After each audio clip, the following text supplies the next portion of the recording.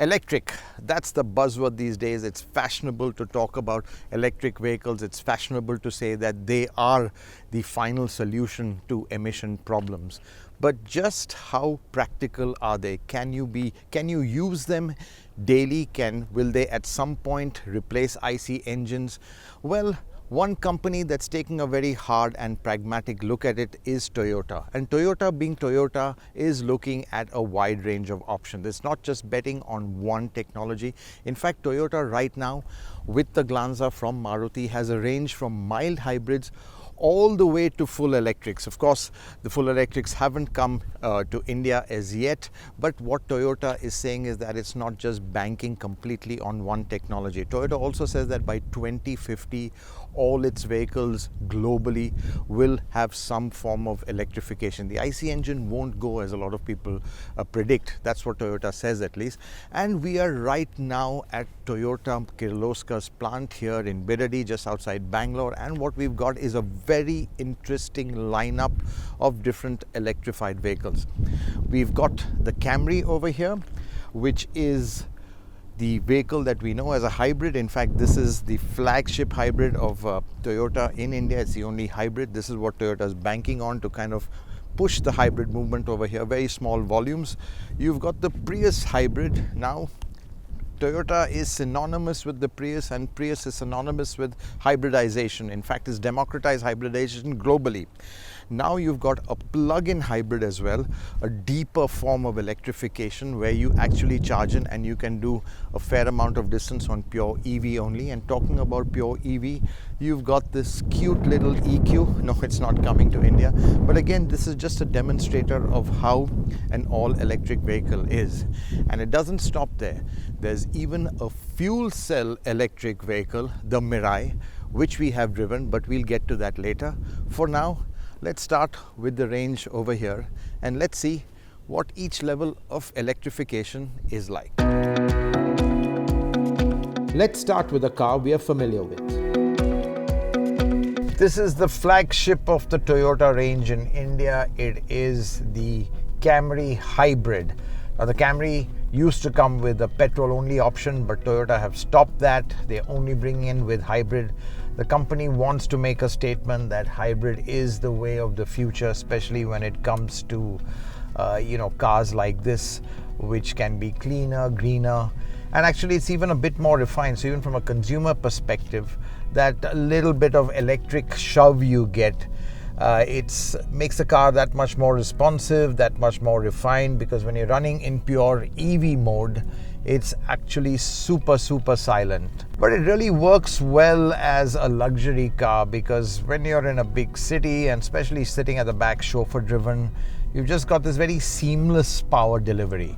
You've got a little bit of electric shove, and then when you want more, the engine, and it's quite a strong engine, it takes over. So really good performance delivered in a refined, seamless way.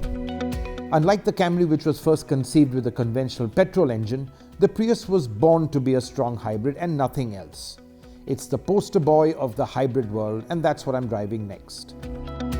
The Prius is the car that gave hybrids an identity. This is the car that democratized hybrid technology.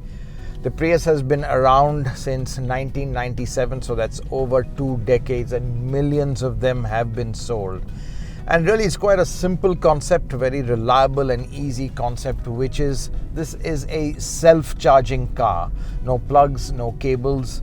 Yes, of course, the battery in this doesn't last very long to give you electric power for more than a couple of kilometers.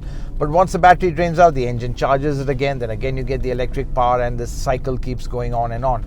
But the net result really is huge savings in fuel consumption. And when you save fuel, you naturally emit a lot less. So even from an emission standpoint, this car does a great deal. It's very environmentally friendly. That's why this car gets a lot of stops in big cities all over the world. In fact, in London, most of the Ubers are all Priuses.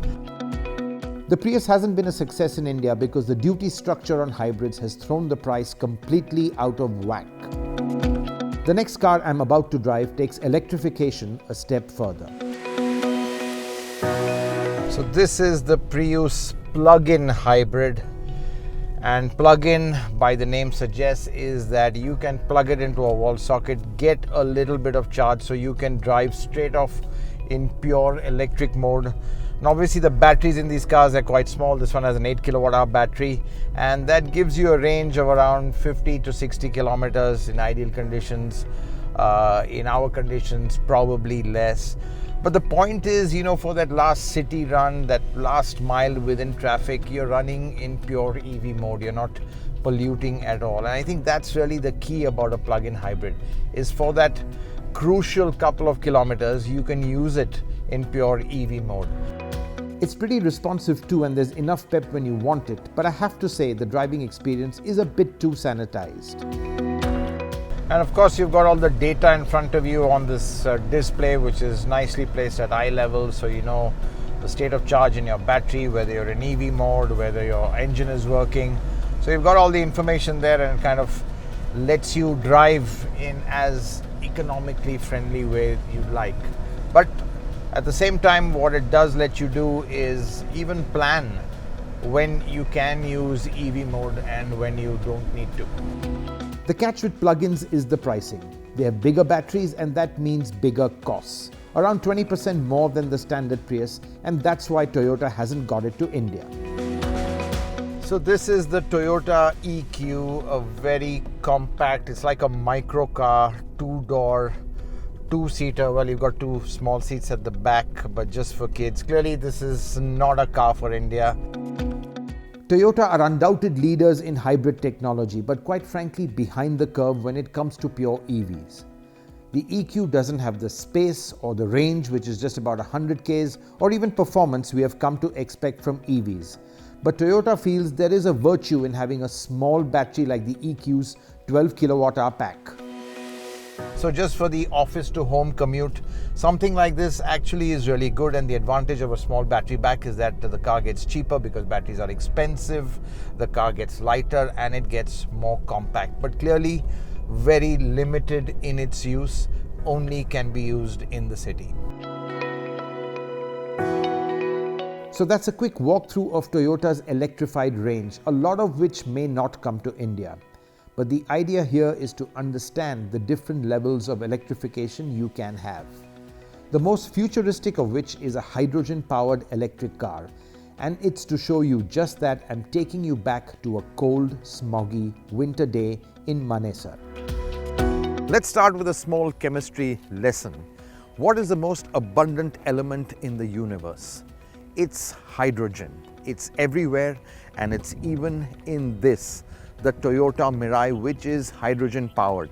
Now this is Toyota's take on a fuel cell vehicle. They've been banking a lot on hydrogen power, and they've got this car right here in India for us to have a go in it. Now, before you think this car is coming anywhere to a showroom near you, I better stop you in your tracks over there. This car is actually a long way from reality in India because there's no infrastructure for hydrogen. But if hydrogen is so easily available all over the universe, why can't we have it? That's because it isn't present in its raw form. It has to be extracted, it has to be stored, and that's really where the challenge is.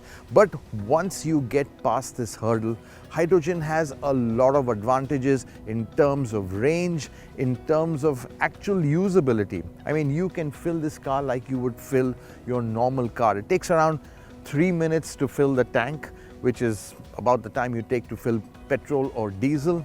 And you don't have that dreaded range anxiety of the battery that you're going to run out of range. So unlike a battery powered electric vehicle, this one is powered by a fuel cell. Fundamentally what this is a chemistry lab on wheels, converting hydrogen into power. And what's the byproduct? Plain and simple clean water. It doesn't get any cleaner than this.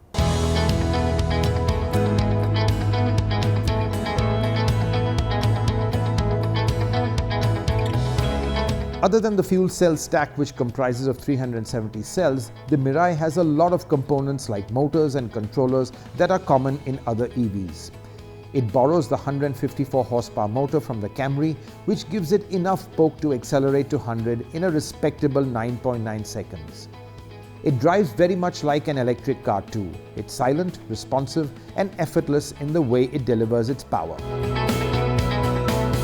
The Mirai is pretty practical too, offering good comfort for a family of 4, but the small boot means you can't carry as much luggage as you might want to. What's unique is the option to discharge freshly manufactured water from the underbody at the press of an H2O button. It's the equivalent of a car taking a pee. Fuel cell powered EVs like the Mirai come closest to offering the practicality of a car with a conventional IC engine, but they are still far into the future. For one, fuel cells are super expensive, but setting up a hydrogen infrastructure is even pricier, and actually that's the biggest hurdle. In rupee terms, a hydrogen station would cost nothing less than 15 crores to set up, and we would need thousands of such pumps all over the country. Just imagine the cost. There's also the challenge of producing and distributing hydrogen, and it goes on and on.